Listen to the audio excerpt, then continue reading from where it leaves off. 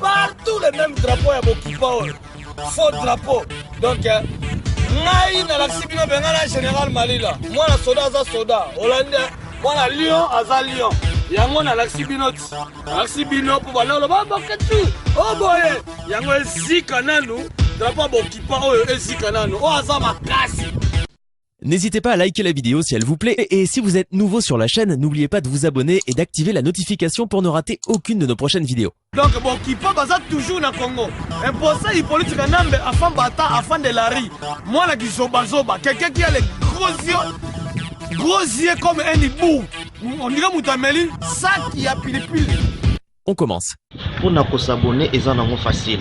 Beto ke bakaka kadiboku yae ngedo bika place ba mesonika abonner s'abonner ba fanatique papa maswaku batu balingaka ngai bokende ku s'abonner utale chaîne moko ba mesonika kubima wana ukeka kote ya coin wana ngetala pala simoshi ba mesonika s'abonner ngeme ba kadiboku yae ngeme dobika place mara moko komi s'abonner ngetala eloko moko bima kalukula ngunga. Catholique. N'hésitez pas à liker la vidéo si elle vous plaît et si vous êtes nouveau sur la chaîne, n'oubliez pas de vous abonner et d'activer la notification pour ne rater aucune de nos prochaines vidéos. Ouais, bon, bonjour Banakin, donc bonjour combattants tout partout dans le monde. Bon, Boye s'est présenté, ils ont souhaité donc moi. Je suis le fils du général, le général Mali Lamakende de la compagnie de la révolution pendant 32 ans à l'époque de Mobutu. Je suis son fils. On l'a dit donc, Kilimo Bimba Bayebi, Boketua Yambo Bayebi, Batutu Bayembi. On l'a dit voilà.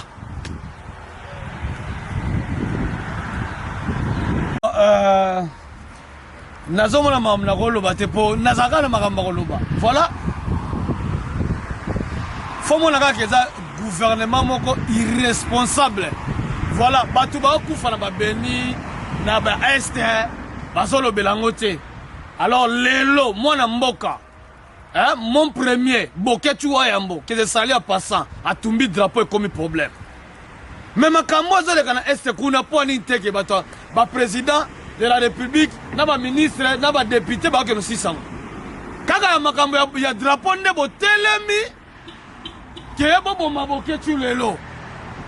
On l'a dit.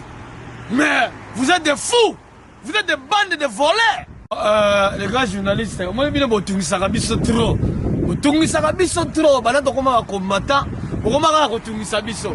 Mais Boketu il a raison, il a retomba drapeau parce que drapeau les autres drapeaux à Bokipa. Drapeau les autres drapeaux à Bokipa. Toi non Sabino Banda Kalake. Drapeau wana les autres drapeaux à Bokipa.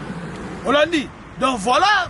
Combattant tout le monde pendant que c'est là token de bien donc Bokipa baza toujours na Congo imposé il politique nambe afin bata afin de la rue moi la gizoba zoba quelqu'un qui a les gros yeux comme un hibou on dirait Moutameli ça qui a pilipili Hollandi sikoyo Boketu il a raison ya ko brûler drapeau wana mutapesa en tout cas les grands journalistes na zo pesope mbote mama Joël Kombe na Kisasa Yannick Wenge Bobo News Holandi Bobo News International na Kinwana ngai bon batutu bayebi po moya koloba so ezate na ko se représenter combien de fois ngala général Malila je suis le fils du général Malila Makende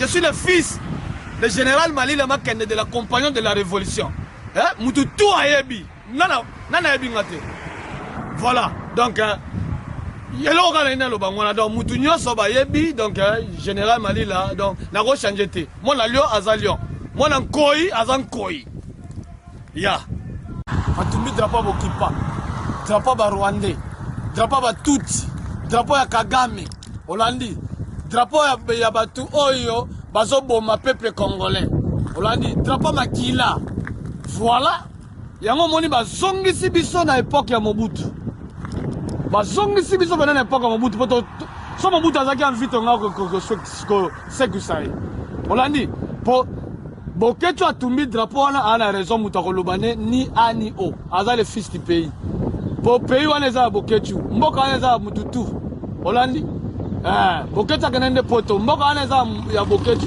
so pas la posa ke Congo apeli mutalo bane pa ate mais biso to bulisa Félix te to bulisa nde Kanambe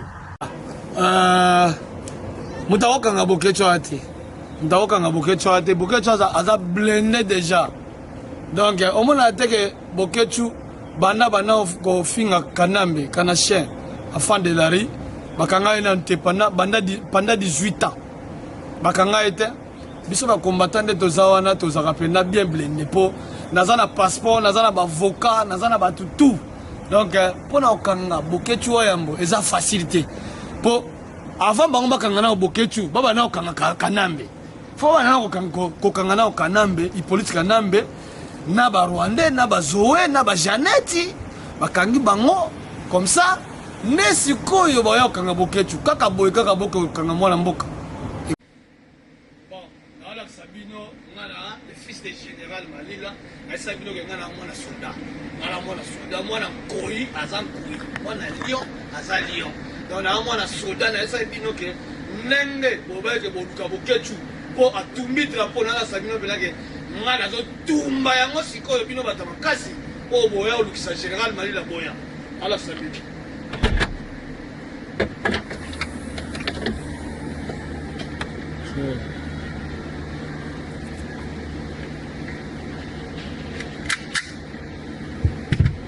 Wacha mwana lu tapa bokipa tokanga lu voilà siko bino boya o azapena makasi donc yaka luka général Malila o luka pena général Malila ndebo boko luka Boketu boko luka boy yaka yo mobali yako luka pena général Malila o drapeau bokipa donc drapeau oyo ya kingakati drapeau bomi bato belé. Les mêmes drapeaux, bomi bato na ba est, bomi bato partout les mêmes drapeaux ya bokipa faux drapeau. Donc ngai na laksibino benga na général Malila. Moi na soda za soda, Hollandais, moi na Lion aza Lion. Yango na laksibino ti. Na laksibino po bana lo ba Boketu. Oh boye, yango ezika nanu, drapeau bokipa oyo ezika nanu. O aza makasi. Laksibino benga na général Malila. Moi na soda za soda, Hollandais, moi na Lion aza Lion. Yango na laksibino ti. Na laksibino po bana lo ba Boketu. Oh boye, yango ezika nanu, drapeau bokipa oyo ezika nanu. O aza makasi. O aza nani, papa, yaka. Bora ngolenge, drapeau ngo teti lokola kingakati. Drapeau ngo teti lokola ba Rwandais. Ezika pe ya pasi. Oko zika pena lelo bien. Konga mona otala yo nanu. Faut zika vraiment dire aussi ça. Zika. Bomi ba Congolais belé, bomi ba Congolais ya belé. Na ba est na capitale. Moko etambola bien teli kola ba Rwandais. Donc